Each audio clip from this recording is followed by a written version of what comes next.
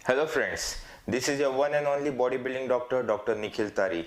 आज का वीडियो बनाने का रीज़न है, मुझे काफ़ी सारे व्यूअर्स और सब्सक्राइबर्स ने मुझे एक लिंक भेजा है।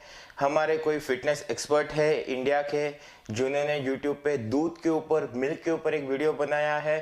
तो मेरे सब्सक्राइबर जानना चाहते हैं वो वीडियो के लेके मेरे क्या व्यूज़ है, बस वही हम डिस्कस करने वाले हैं। So let's go for it.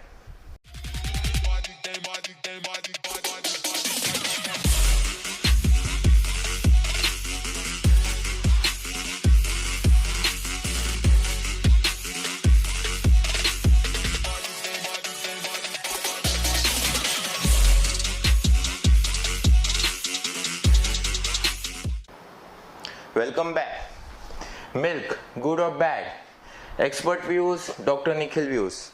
सो जो हमारे एक्सपर्ट यूट्यूबर है उनके व्यूज मिल्क के ऊपर क्या है और उनके सामने मेरे व्यूज क्या है, बस वही हम डिस्कस करने वाले हैं। So let's start. उनका पहला टॉपिक था कि parents says milk is good for bones and muscles, पर उनके हिसाब से वो गलत है। अपने मम्मी डैडी गलत है उनका कहना कि मिल्क बोन्स और मसल्स के लिए अच्छे होते हैं, वो कहना गलत है। बट मैं कहता हूँ कि नहीं, वो सही है। मिल्क में काफ़ी अच्छे क्वांटिटी में प्रोटीन्स मिलते हैं, फैट्स मिलते हैं, कार्बोहाइड्रेट्स मिलते हैं, ओमेगा 3 फैटी एसिड्स है, काफ़ी सारी चीज़ें हैं जो हमारे बॉडी बिल्डिंग टारगेट्स पूरा करने में हेल्प कर सकती है। So milk is really good for our body building goals. Second point, उनका कहना है उन्होंने रिसर्च किया है for more than 15 years, trial and error किया है खुद के ऊपर डेयरी प्रोडक्ट्स को लेके। अभी मालूम नहीं उनका रिसर्च करने का तरीका कैसा है, पर अगर 15 साल का रिसर्च करने के बाद उनका ये कहना है तो आई थिंक शायद वो गलत तरीके से रिसर्च कर रहे हैं। क्यों नहीं, वाई नो? बिकॉज दूध प्रोसेस्ड होता है और उसके वजह से एंजाइम्स और बैक्टीरिया मर जाते हैं, जिससे मिल्क डाइजेस्ट नहीं होता है। प्रोसेस का मतलब क्या है? वे प्रोटीन भी प्रोसेस है, केजिन भी प्रोसेस है, अपने सारे सप्लीमेंट्स प्रोसेस है। और अगर दूध में बैक्टीरिया और एंजाइम्स मर रहे, उससे क्या फ़र्क पड़ता है? दूध को डाइजेस्ट करने के लिए जो बैक्टीरिया और एंजाइम्स अपने को चाहिए वो तो हमारे स्मॉल इंटेस्टाइन में है। तो मुझे लगता है उनका ये कहना टोटली पॉइंटलेस है। फिर उन्होंने कहा है कि दूध सिर्फ शुगर और वाटर है और उसके अलावा कुछ नहीं है। पता नहीं अभी उनके घर पे कौन से तबेले से दूध आता है या कौन से कंपनी का दूध यूज कर रहे हैं जिसमें सिर्फ शुगर और वाटर है। बट दूध से दही बनता है, केजिन प्रोटीन बनता है, पनीर बनता है, चीज़ बनता है, वे प्रोटीन बनता है। तो ये सारी चीज़ें दूध में से ही बनती है। तो वो कैसे बनती है? अगर उसमें सिर्फ शक्कर और पानी है तो ये सारी चीज़ें कहाँ से बनती है? ओके। फिर लैक्टोज इंटॉलरेंस की उन्होंने बात की है, तो इट्स फाइन। उनके हिसाब से काफ़ी सारे जन लैक्टोज इंटॉलरेंट होते हैं, बट मेरे हिसाब से लोगों को मालूम ही नहीं है कि वो लैक्टोज इंटॉलरेंट है कि नहीं है। सो लैक्टोज इंटॉलरेंस के ऊपर मैं एक अगला वीडियो बनाने वाला हूँ जिसमें काफ़ी सारी चीज़ें आपकी क्लियर होगी कि आप सच में लैक्टोज इंटॉलरेंट हो या नहीं। नॉट गुड प्रोटीन प्रोवाइडर, उनके हिसाब से milk is not a good protein provider. तो फिर वे प्रोटीन हो गया, केजिन प्रोटीन हो गया, ये कहाँ से बनता है? ये सब दूध से ही बनता है। So milk is the best protein provider. Skim milk is shit, it is just water and sugar, ऐसा उनका कहना है। मीन्स वापिस से मैं वही कहूँगा, स्किम मिल्क क्या है? बस दूध में से मलाई निकाल दो तो स्किम मिल्क हो जाता है। सो मलाई निकालने से वो शिट बन जाता है, मुझे पहली बार पता चला। और वापिस से स्किम मिल्क सिर्फ शुगर एंड वाटर है, इट डजंट मेक सेंस।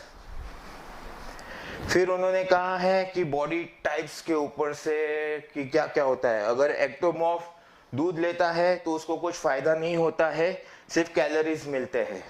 फिर एंडोमॉर्फ का वजन बढ़ जाता है, उसमें वाटर रिटेंशन होता है, वजन बढ़ जाता है, ठीक है। Water retention I don't know, उसमें सोडियम है जो वाटर होल्ड करता है या क्या रीज़न है वाटर रिटेंशन का, मुझे समझ में नहीं आया। फिर स्मूथ बना देता है अंदर से, मतलब आप बाहर से बिग दिखोगे पर अंदर से आप स्मूथ रहोगे। इसका क्या सेंस है मुझे अभी तक समझ में नहीं आया।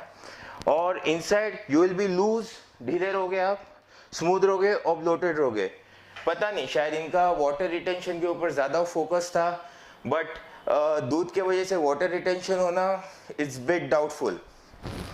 फिर मेसोमॉर्फ जो है फ्लैट और स्मूथ हो जाते हैं, फिर से उनका वही कहना है, पता नहीं इसमें क्या सेंस है। फिर नेक्स्ट, फिर उन्होंने कहा पंपिंग आयन मूवी में अर्नोल्ड ने कहा कि babies milk is for babies and not for body builders. अभी पंपिंग आयन एक मूवी थी, it was not a actual documentary. वो एक कमर्शियल मूवी जैसा बनाने की कोशिश की थी, जिसमें एक हीरो था, एक विलन था और हीरो लास्ट में जीतता है, उस टाइप की मूवी थी। और उसमें उन्होंने एक डायलॉग बोला है और उसके ऊपर उसने कुछ क्लियर नहीं किया आगे का, तो उसके ऊपर क्लियरेंस उन्होंने एक्सपर्ट ने सोच लिया कि सच में milk is for babies and not for body builders. But pumping ion movie Arnold की आई थी 1977 में, और अर्नोल्ड ने बुक लिखी थी encyclopedia of body building in 1987 में। अगर वो बुक आप पढ़ेंगे तो उसके कुछ लास्ट पेजेस में अर्नोल्ड में काफ़ी सारे कुछ उस टाइम पे सप्लीमेंट्स नहीं थे, तो काफ़ी सारे हाई प्रोटीन डाइट रेसिपीज दी थी, जिसमें ऑलमोस्ट हर एक इसमें अर्नोल्ड ने दूध मिल्क का यूज़ किया है। इन दैट सेंस कि अगर बॉडी बिल्डिंग आपको करनी है इन दैट एरा, तो दूध ही एक बहुत अच्छा उनका सोर्स था फॉर बिल्डिंग मसल्स। फिर उन्होंने कहा कि भाई, अपने डैडी बोलते हैं दारा सिंह ने बॉडी बनाई थी दूध पी के ऐसे वैसे, तो उनका ये कहना है कि दारा सिंह जो थे वो टाइम के लोग दूध को डाइजेस्ट अच्छे से करते थे और हम लोग नहीं करते हैं। क्यों? मतलब क्या हो गया, हम म्यूटेशन हो गया हम लोग में, हम डाइजेस्ट नहीं कर पा रहे हैं। मैं बोलता हूँ हम लोग डाइजेस्ट क्यों नहीं पा रहे, क्योंकि हम लोग कोल्ड ड्रिंक्स वगैरह ज़्यादा पी रहे हैं, जंक फूड ज़्यादा खा रहे हैं, अपना इंटेस्टिनल हेल्थ अच्छा नहीं है, इसलिए हम डाइजेस्ट नहीं कर पा रहे हैं। अगर हम हमारा इंटेस्टिनल हेल्थ सुधारेंगे तो ऑब्वियस हम दूध डाइजेस्ट कर पाएंगे। फिर उन्होंने एक टॉपिक निकाला almond milk.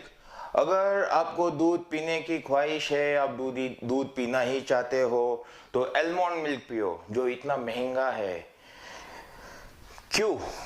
Already body building में इतना खर्चा हो रहा है लोगों को, ऊपर से एलमंड मिल्क का खर्चा। सी आई डोंट नो वो कहाँ से ये सब रिसर्च करके वीडियोस बनाते हैं, बट मुझे तो कोई सेंस नहीं लगा उनके वीडियो में। मैं किसी का नाम नहीं लेना चाहता हूँ, मैं किसी का दुश्मन नहीं हूँ, बट हाँ, अगर कुछ चीज़ गलत है, मुझे गलत लगती है, तो मैं मेरे एक्सप्रेस करता हूँ वीडियोस से।